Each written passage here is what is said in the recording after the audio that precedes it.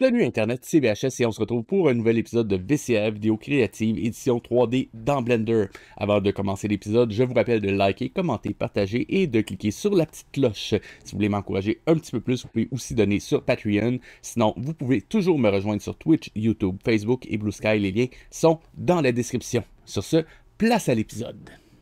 Donc, si vous vous rappelez bien du dernier épisode, on s'était laissé à la création d'une grille qui gardait tout le temps la même taille de polygone et ce qu'importe la taille qu'on lui donnait. C'était relativement facile malgré la présence d'un tout petit peu de maths. Cependant, on va rajouter un petit niveau de complexité. Tout d'abord, je voudrais pouvoir changer la taille de mes polygones. Pour ça, on vient juste rajouter un node multiply juste après notre subtract. Voilà. Donc, c'est un autre node mathématique. On l'a simplement réglé en multiply. Et je viens brancher le résultat pour la taille en X et Y de ma grille. Et comme ça, je peux changer la taille de mes polygones et ma grille va s'adapter. Donc ça, c'est pas si compliqué, mais ce qui nous attend, ça fait un petit peu plus mal. Voilà ce à quoi il faut s'attendre maintenant. Donc ici, rien de très compliqué, j'ai mon multiply, ma grille, donc techniquement, on est exactement à cet endroit-là. La seule différence que j'ai faite, c'est que j'ai rajouté une taille, plutôt une valeur qui me sert à indiquer la taille de mes polygones.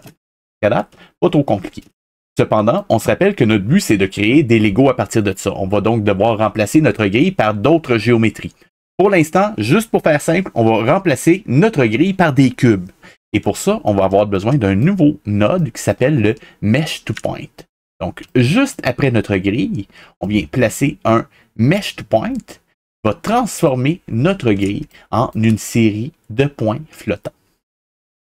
Ces points-là, on peut ensuite les transformer en instances, autrement dit en géométrie, avec un instances to point, ou plutôt instance on point, soyons précis. C'est avec ça qu'on va réussir à créer un cube. Donc le cube, c'est simplement un node cube que j'ai mis juste ici. Pour ce qui est de la taille, je vous explique dans une minute. Mais on va brancher notre mesh to point directement dans un instance on point.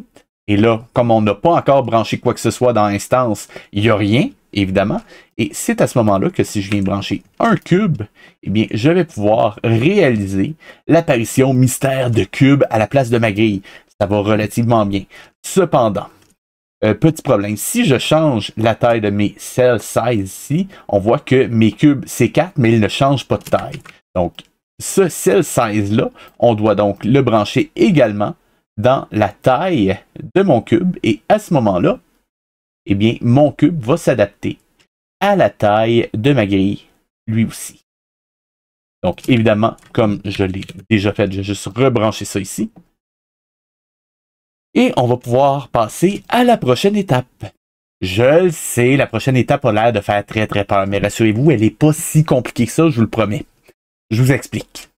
Donc, en bas, dans l'encadré orange, eh bien, c'est simplement cette petite partie-là du script. C'est exactement la même chose. Une entrée, round, subtract, multiply, et c'est ça qui gère la taille de ma grille. Ici, la seule différence, c'est que cette partie-là du script, eh bien, je l'ai deux fois, une en haut et une en bas. Celle d'en haut me permet de gérer le nombre de répétitions en X. Donc, si je mets cette ici, vous voyez que ma taille de grille augmente de 2 en X. Et celle d'en bas me permet de gérer celle en Y. Donc, si je le change ici, on voit que ma taille de grille change en Y. Donc, en mettant les deux ensemble dans ma grille, donc celle d'en bas gère directement ma taille en Y et mon nombre de vertex en Y. Et celle d'en haut gère simplement ma taille de grille en X et mon nombre de vertex en X. Et maintenant, de cette façon-là, je peux changer le nombre de répétitions en X et en Y de ma grille. Je vais juste vous l'agrandir rapidement pour que vous puissiez en avoir une vue en plein écran autant que possible. Ce sera un peu plus facile pour vous de la recréer. Cela dit, je vous rappelle toujours que vous avez accès à ce fichier-là en lien dans la description.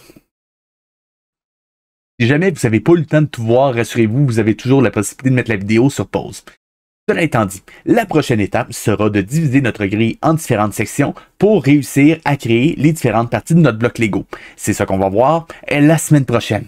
C'est ce qui termine l'épisode de cette semaine. Si vous avez aimé, je vous rappelle de liker, commenter, partager, de cliquer sur la petite cloche. Et si vous voulez m'encourager un petit peu plus, vous pouvez aussi donner sur Patreon. Sinon, vous pouvez toujours me rejoindre sur Twitch, YouTube, Facebook et Blue Sky. Les liens sont dans la description. C'était VHS et je vous dis à la semaine prochaine.